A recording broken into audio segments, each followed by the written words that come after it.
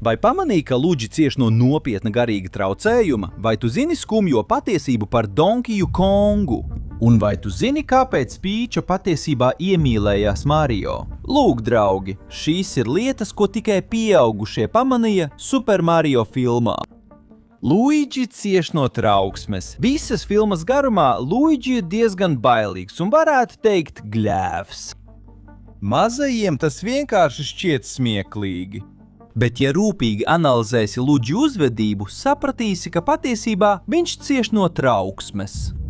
Viņš vienmēr izskatās nervos un reti, kad ir pārliecināts par sevi. Šķiet, ka viņš domā tikai par sliktāko. Un ja mēs to apvienojam ar to, ko redzējām ģimenes ainā, tam būtu liela jēga. Mario toksiskā ģimene ne tikai radīja Mario nedrošību, bet tāpat varēja ietekmēt arī Luigi tik lielā mērā. Nav brīnums, ka viņa prāts redz tikai sliktāko pasaulē. Un ļaujiet man jums pateikt, ka Luigi ir skaidrs trauksmes attēlojums. Visa viņa uzvedība un veids, kā viņš saskarās ar situācijām, ir tieši tas, ko piedzīvo trauksmaina persona. Pēc tam, kad to zinām, ja vēlreiz paskatāmies vairākas ainas, kurās parādās Luigi, viņa uzvedība nemaz nav normāla. Tu saproti, ka viņš kaut ko slēpj savās domās. Ja tu jebkad esi cietis no trauksmes, protams, tu daudz labāk sapratīsi Luigi tēlu. Vai jūs to pamanījāt? Bowsers ir vajātājs. Un diezgan satraucošs fakts, ko pamanīja tikai pieaugušie, ir tas, ka Bowsers patiesībā nav iemīlējies Pīčā. Drīzāk viņš ir pilnībā apsēsts un neapmierināts ar Pīču. No paša sākuma viss griežas ap Pīču. Viņam vara nemaz nav tik svarīga. Viņš vienkārši vēlas, lai Pīča viņu pieņemtu par vīru, un viss. Viņš uzstāja katru reizi, kad rodas iespēja. Un ja mēs šo pārceltu uz reālu situāciju, tas būtu diezgan biedējoši. Iedomājies, ka tu nemitīgi sastopies ar kādu, kurš ar vāru grib būt kopā ar tevi. Viņš dara pat visnežēlīgākās lietas, lai tu būtu tikai viņam blakus. Traki, tas vairs nav jautri. Drīzāk mēs runājam par vajātāju. Saprotot to, mēs saprotam, ka Pīčis klavieru dziesma nav romantiska. Tā būtībā ir apsēsta psihopāta dziesma, kurš ir gatavs darīt jebko, lai būtu kopā ar šo cilvēku. Tas gan ir patiešām drūmi. Dažiem Bowseru uzvedība šķiet vienkārši smieklīga. Bet reālajā dzīvē tādas lietas, kādas Bowsers dara ar Pīču, varētu beigties visbriesmīgākajā veidā. Tikai padomājiet par to. Mēs varētu salīdzināt Bowsera attieksmi ar dziesmu Every Breath You Take no grupas The Police. Daudziem tās vārdi šķiet ļoti satraucoši. Tas ir tā, it kā to būtu rakstījis vajātājs. Un tas patiešām ir biedējoši. Katrā ziņā šī ir detaļa, ko varēja pamanīt tikai pieaugušais.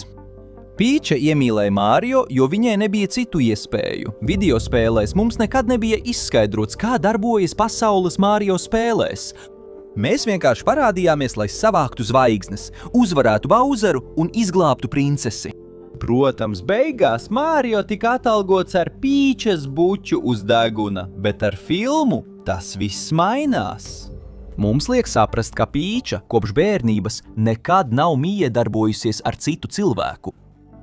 Īpaši ar vīrieti. Kad esi pieaudzis, tu to saproti daudz labāk nekā tad, kad esi bērns. Un ja tu padomā, Pīča ir svarīga sieviete un ļoti vērtīga. Tāpēc, lai viņa vienkārši iemīlētos mazā santehniķī, tas varētu šķist kā tikai fantāzija. Tātad, skatoties filmu, mēs saprotam, ka Pīča iemīlējās Mario tikai tāpēc, ka viņš bija viņas vienīgā iespēja. Nevis tāpēc, ka viņa patiešām būtu piesaistīta viņam.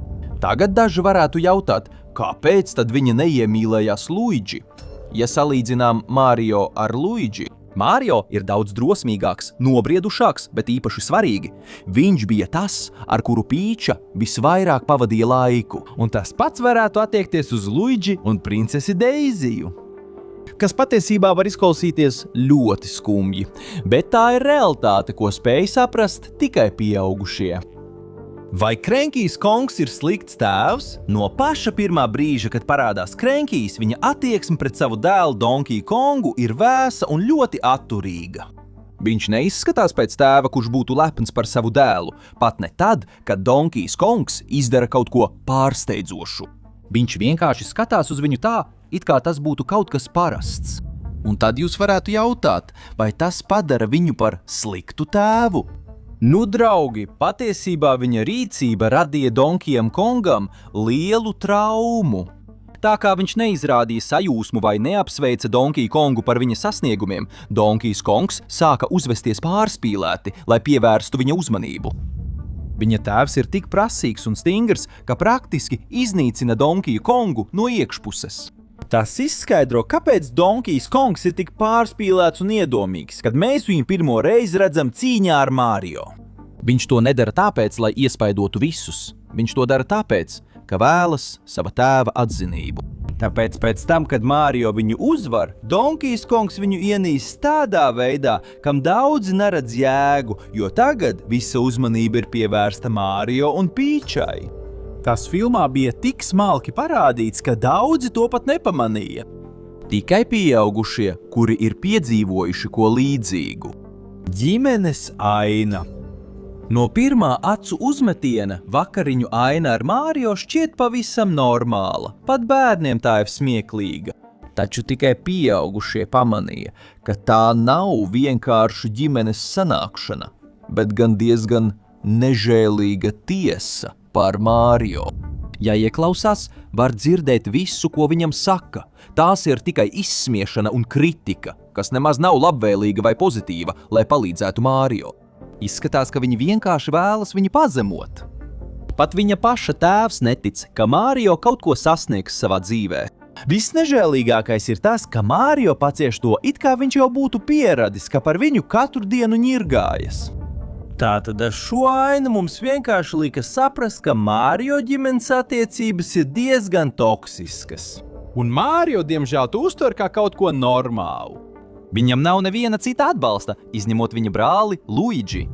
Tas tiešām ir diezgan tumšs, bet tajā pašā laikā reāls, un tikai pieaugušie to saprot. Mario biznes. Filmas sākumā mēs redzam, ka Mario vēlas veidot savu biznesu kopā ar savu brāli, lai kļūtu par labākajiem santehniķiem pilsētā. Praktiski tas ir vienīgais, ko viņi prot darīt, bet, diemžēl, viņu bizness cieš neveiksmi. Nav svarīgi, ka viņi ieguldīja daudz pūļu un centības, lai cilvēki viņiem dotu iespēju. Un, ja tu esi kāds, kurš ir mēģinājis veidot savu biznesu reālajā dzīvē, visticamāk arī tu esi cietis neveiksmi. Bērniem tas šķiet vienkārši Mario stāsts un viss. Bet pieaugušiem, kuri tam ir gājuši cauri, šī aina nozīmēja kaut ko daudz dziļāku. Reālajā dzīvē tikai ļoti nedaudziem uzņēmumiem izdodas gūt panākumus. Un, protams, tas ir kaut kas, ko bērns nesapratīs. Tā ir tik skarba vēsts un doma, ka tikai pieaugušie to pamanīja. Atsauces un interesanti fakti, ko pamanīja tikai pieaugušie. Reklāmu, ko viņi izmanto, lai reklamētu savu santehniķu biznesu, viņi izveidoja 80. un 90. gadu reklāmu stilā. Tāpat kā tajos gados, kad pirmo reizi redzējām santehniķi. Un tās nav tikai reklāmas vai mūzika, ir vairākas atsauces uz tā laika spēlēm, vai atceraties Duck Hunt? Iespējams, ka nē, bet varbūt tavs tēvs gan. Tajā laikā tas bija unikāls. Pievienot plasmasas pistoli savam Nintendo, un kad tu šāvi, tas parādījās uz ekrāna. Tas bija kaut kas jauns un atstāja iespaidu uz daudziem cilvēkiem. Filmas ietvaros patiesībā ir vēl vairāk. Ir atsaucis uz šo spēli. Miljonārs suns, kas parādās sākumā, ir balstīts uz vienu no pirmajiem dizainiem, kas tika izstrādāti Duck Hunt sunim. Papildus tam, ka redzam suni, vienā no picerijas glaznām mēs varam redzēt vienu no pīlēm, kas parādās šajā spēlē. Un vēl viena spēle, kas parādās filmā, ir spēle no 1987. gada. Tā ir Kid Icarus. Mario parādās spēlējot šo spēli pēc tam, kad viņš jūtās noguris no visa. Tas nav nejauši, jo tā vietā, lai parādītos Game Over ekrāns, parādās teksts, kurā rakstīts I'm finished, jeb esmu beidzis. Tas liek saprast, cik noguris Mario jūtās no tā, ka viņam nekas neizdodas. Nu ko, vai jūs zinat vēl kādu atsauci, ko pamanījuši tikai pieaugušie? Atstājiet savu atbildi komentāros un tiekamies nākamajā video!